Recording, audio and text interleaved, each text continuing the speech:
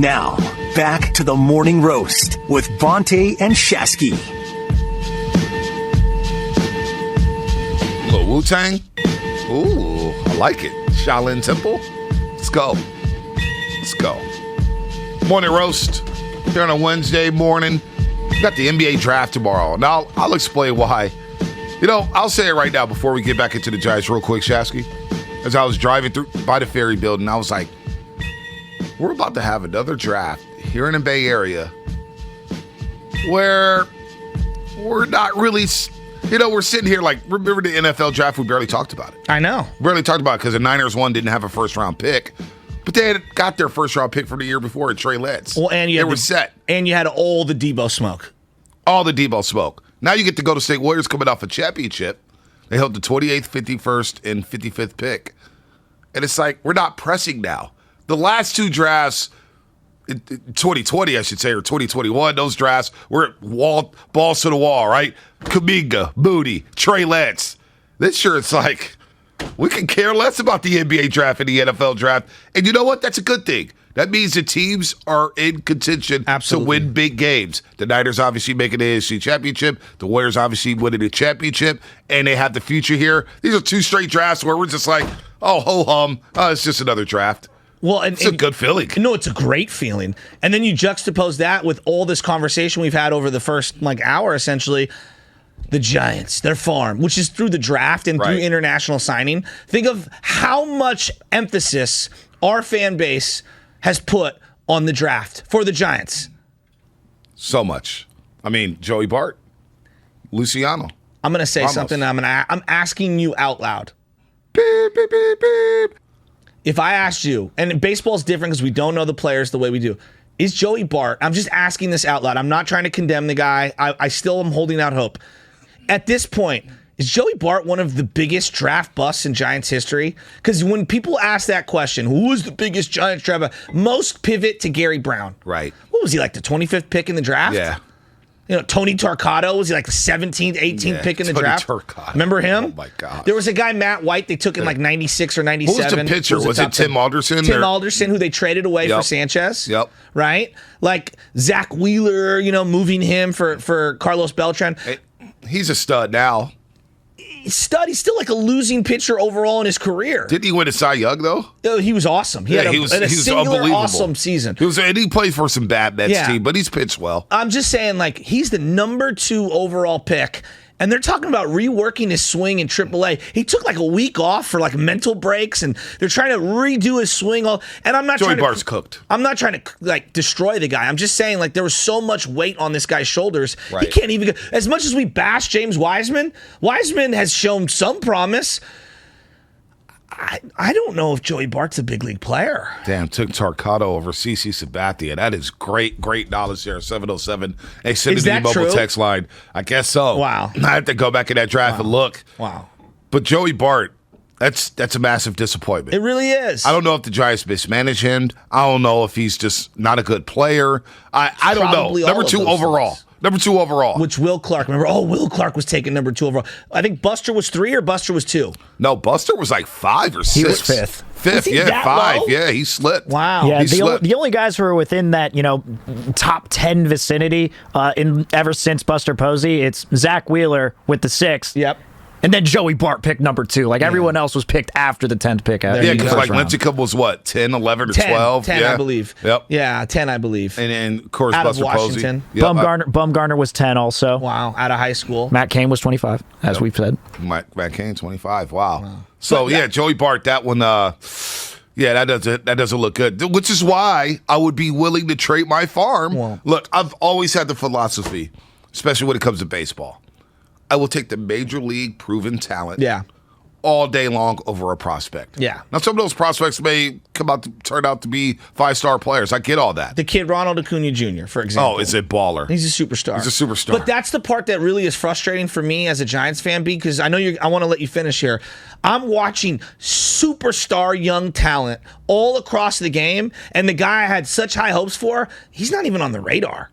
No. I mean, Rodriguez, O'Neal Cruz, Right. Bobby Witt Jr. These are all guys drafted recently or developed recently. Garmin from the Cardinals yesterday went 4 for 4. He's got 6 sacks and 17 RBIs in 93 plate appearances. And what's the common thread that all these guys have? They all can run. Right. And then I'm looking at the Giants. Seems like the least athletic. That's the one area that frustrates me. As much as I love the Giants and they've won championships, can we get a guy who can go first to third?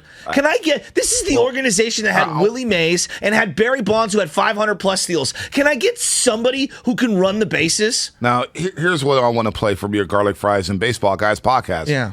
Farhan Zaidi on adding stars in clubhouse chemistry. Yeah. I only think of stars in terms of their production. If somebody's really charismatic or has a great Twitter account, that doesn't mean anything to me.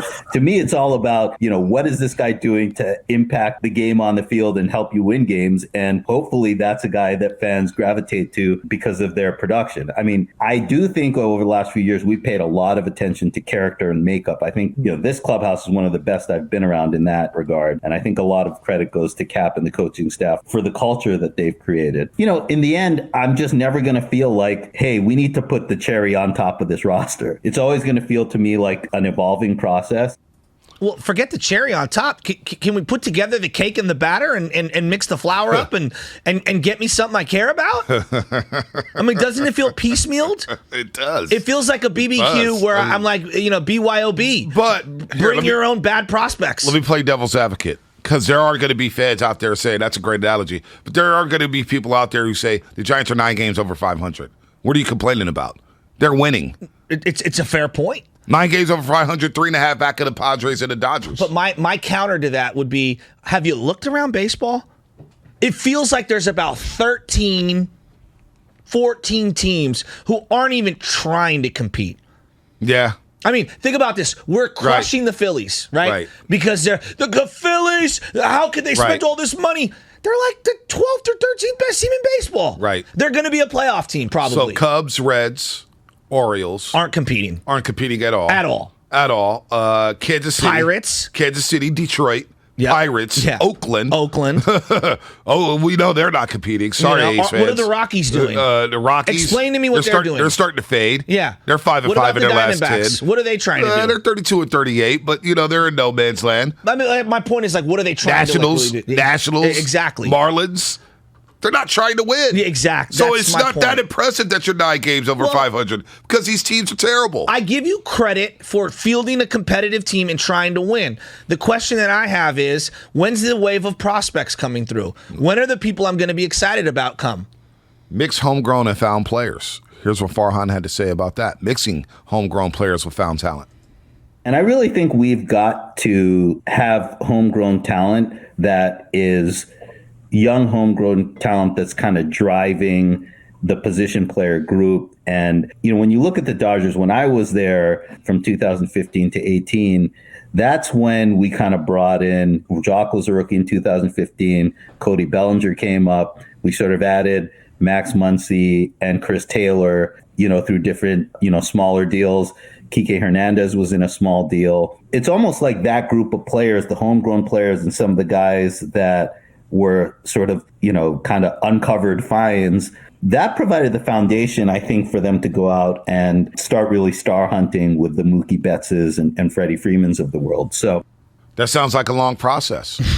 It sounds like a long process. How patient will Giants fans be with that type of process? And by the way, I don't see any Cody Bellingers in his farm system. No. I don't see any Max Muncies in his farm system. I don't see any ballers, just bona fide studs. And Corey Seager. Is there a Corey Seager in his farm system right now? No. Can Luciano be at least Corey Seager? We don't know. I mean, Ramos, can he be Bellinger? I don't know what they're doing with Ramos. He's gotten a cup of tea up in the big league club twice. I mean, or I think maybe it's 3 times. He had multiple at-bats. He's got like 13 at-bats at the big league level. I just don't know what they're trying to accomplish. Are they trying to show him off to other teams? Like, he's really big league ready, but we've got so many good outfielders that he can't fit. Like, is he part of a package, or is there a long-term plan for him? No idea. Do you know what I'm saying? No, I hear you. I don't know what the plan is. I'm here to see. I'm here to wait and see. Like, at least with Kuminga and Moody, when I look at the Warriors, right, and I'm juxtaposing it, it's very different. The games are so different. But, like, there's so many inventory of at-bats and opportunities to get a guy a chance in baseball. There's so many games, right? And this whole team's hurt. You know what I mean? I don't understand what they're trying to do with them. With the Warriors, Kuminga and Moody, hey, we don't have a lot of minutes. But when we're resting people, what do the Warriors do? They play them. Yeah. I look at this Giants team right now, and I'm like, hey, look, and I know Slater's had some moments this year for this team, and he's been good. He's been really, really good. Who's in the long-term future of this organization? Is it Slater over Ramos? Okay, here we go. And I knew we were going to trigger people. I shouldn't even be looking at my phone. But here we go for our Han apologist, Mark Willard. Oh, my God, you too. Can we go back to Warrior season, please, where winning teams are supported, complimented, and we take a wait-and-see approach to shortcomings? Joey Bart is cooked. Jordan Poole has proven that we should have patience with young players. You guys, how much patience should we have with Joey Bart? Well, Joey Bart's 3 years older than Jordan Poole and was drafted 26 slots higher. Right. There you go. How much patience should we have with Joey Bart? I mean, and I feel like Jordan Poole, even in his downtime, like that rookie year was so bad. But he went down to the G League. I still saw more, and when he came back, and then the second year, as bad as it looked, I saw more at the end of that season. We just haven't seen anything. Well, when he came back from the G League last season, Jordan Poole, he averaged nearly 15 points per game the rest of the way. Yeah, and was playing in the closing lineups the rest of the way. Warriors went 15-5, and you saw Jordan Poole. Oh, okay, this guy could be a big piece to the pie next season or this year. And next thing you know, he's starting right away, and he balled out this year. He showed so much more flashes than Joey Bart. What has Joey Bart done to where we can hang our hat on and say, you know what? Yeah, we can work on this. This guy's going to be a stud. Is it catching? Is it his defensive positioning? Is it throwing out runners? Is it his plate? Is it his plate appearance? His approach? What is it? What is it? His presence? Defensively, he's been pretty good. He's been pretty good defensively. If you're making an argument for him, the problem is he strikes out way too much. Yeah, and Joe's on point with that. It was always on defense where he made the strides, and his communication with the pitchers. Like the pitchers raved about his communication as a catcher. So those were the two things. But offensively, like you just mentioned, the strikeouts couldn't make up for that during the regular season. Like at some point it had to pick up on offense. And nobody's saying that he's a quote-unquote lost cause. The problem that I come back to is that I'm looking around baseball at all the other legitimate quote-unquote prospects. You can see it. It oozes off the table. I don't see nothing with Joey Bart. I see a guy with no confidence. But it doesn't mean that he can't turn it around. Right. It just means right now it doesn't look good. It doesn't look good at all. And I mean, the fact he took a week off during the season to kind of get yourself going, it's not a good look. I think it's fair to question what's going on there. So as you mentioned, he's 26, right? Mm-hmm. And I'm looking at his last 15 games in the big leagues, or heck, the last 30 games in the big leagues. 72 official at-bats, 8 hits, 8 runs scored. 2 homers, 3 RBIs, 11 walks, 39 strikeouts. I think for the season, he had like 13 or 14 hits. How many hits did he have for the season? So the last 30 games. Yeah. 111 average. Yeah. On-base percentage 256, slugging 194. So the regular season, he has 14 hits in 90 at-bats. 14 hits in 90 at-bats. Again, 14 hits in 90 at-bats. That's a week for some guys. 156 batting average. It's like 2 weeks. The kid from St. Louis, Gorman, has 6 home runs already in 93 at-bats. So is it the players around Joey Bart? Is it not enough protection? I don't know. Is he slotted wrong? Because I brought up, hey, maybe move it up in the lineup to maybe see some better pitches. He was batting 8th and 9th all year long.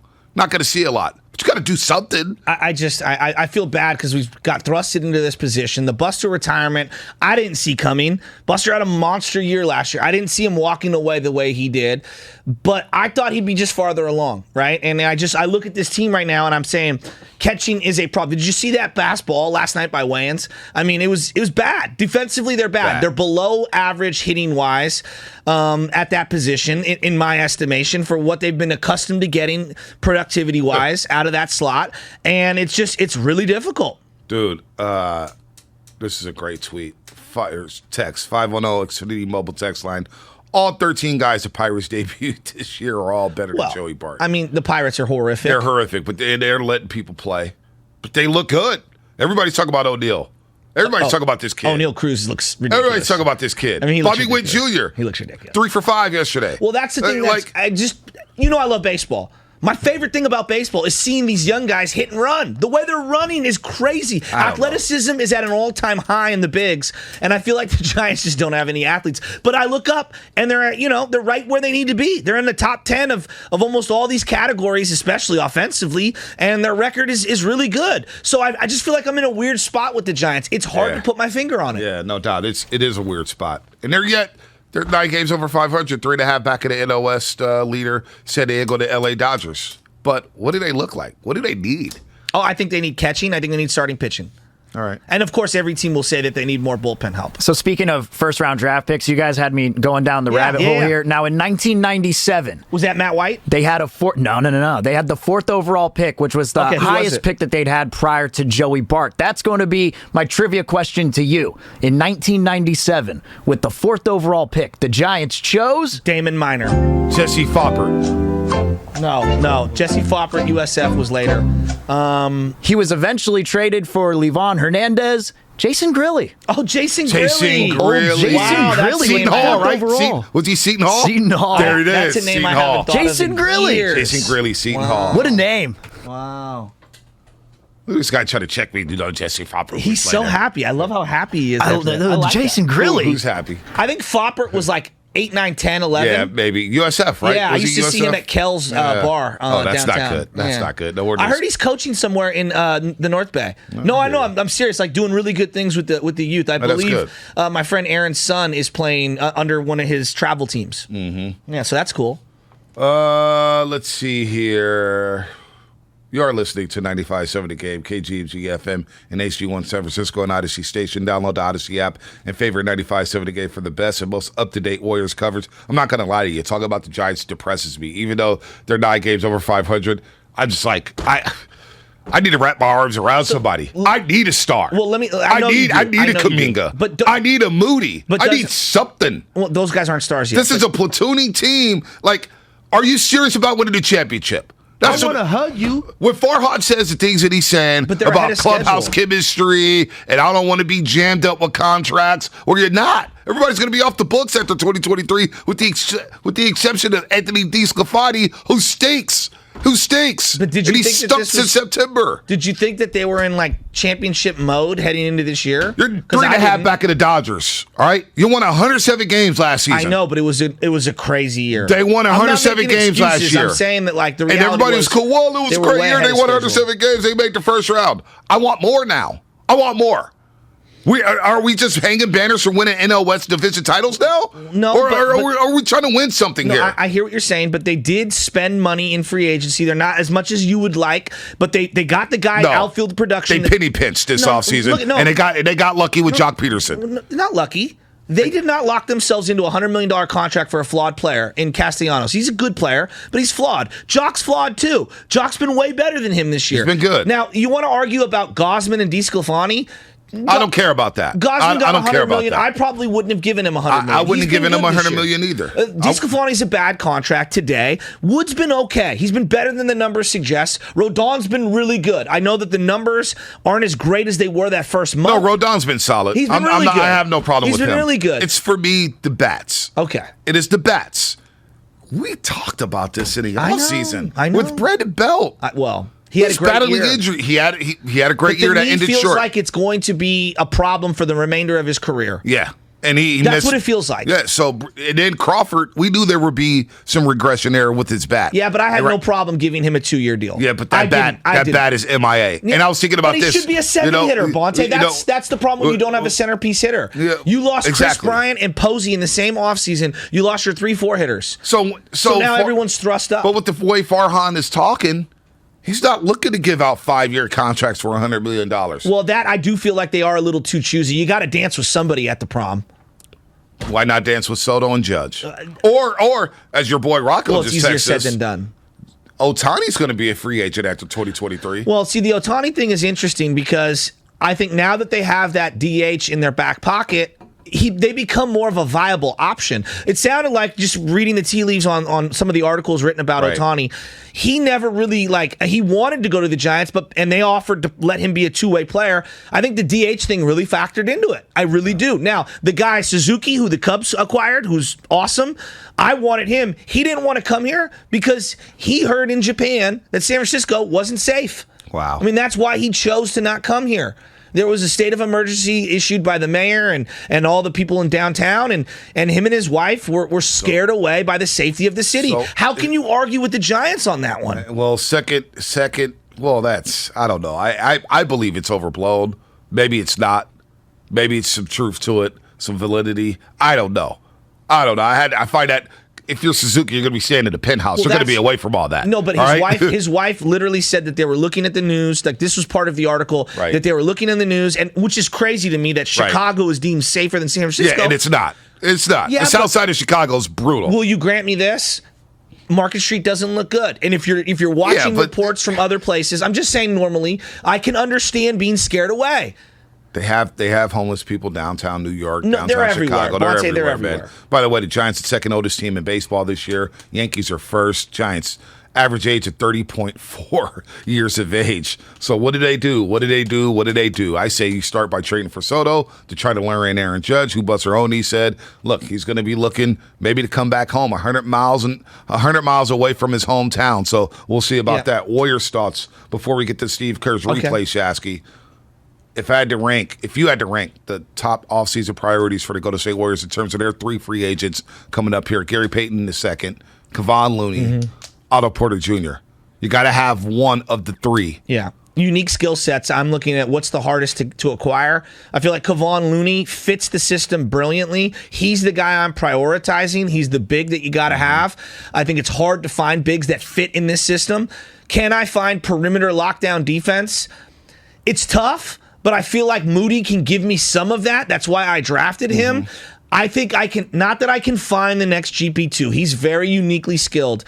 But I think what Kevon provides is more difficult to find. So I'm going to say Kevon Looney's the guy I have to prioritize. If you're asking me of those three. Yeah. I would rank Looney 1 because of the way he could switch on the pick and roll. His pick and roll defense is very, very good. I think it's underrated. He can hit the mid-range jumper when he does get the opportunity to shoot it. The little 15-footer doesn't look bad at all. Don't know why he doesn't shoot him more. Oh, wait, by the way, he has Steph Curry, Klay Thompson, and Jordan Poole out there. That's why he doesn't shoot him more. But he's a solid player. He knows where to be offensively, knows where to be defensively, always in the right position. And I need him to mentor James Wiseman. In case James Wiseman is not ready to go, you have to err on the side of caution. Looney being there as a safe haven, as a safety pick for Steve Kerr, I would lean Looney over GP2, but there's not a lot of guards who pick up 94 feet and play in that dunker spot. It's a tough decision. We agree, right? Dude, Gary Payton II. It's not as slam dunk as his impact was felt in those NBA finals. But they did knock out Memphis without him. They did knock out Memphis without him. And they Dallas. survived. And Dallas. They survived. Now, that doesn't mean that that's, attributed to the entire year. I'm just saying, to me, I think Kevon Looney does so many things that are very difficult to find. You would need multiple people to try to fill that void. Yep. I can find one, not that it's easy, I can find one dude who maybe gives me that lockdown defense that GP2 does. It'd be interesting to see if any Western Conference rivals try to pick up GP2 so they could stick him on Stephen Curry. Doesn't it feel like not an Ian Clark on steroid situation, but anywhere those guys go, they're going to be asked to be doing too much, and it's got that Kent Bazemore, Ian Clark feel to it where it really only works here. Yeah, I that's why I think Looney stays. That's why I think Gary Payton II wants to stay as well. I would love that. Let's break here. We're going to play the Steve Very Kerr. Unlikely. We're going to replay the Steve Kerr interview with Damon Arado coming up on the other side. We'll talk a little more Giants later with Dave Fleming at 8:30. We also have Darrell Wright at 8 o'clock. Of course, D. Wright, co-host on Warriors pre- and post-game live. Also an NBA champ, a former Warrior and member of the Miami Heat. He'll join us to talk about this season and the upcoming offseason for the Golden State Warriors. And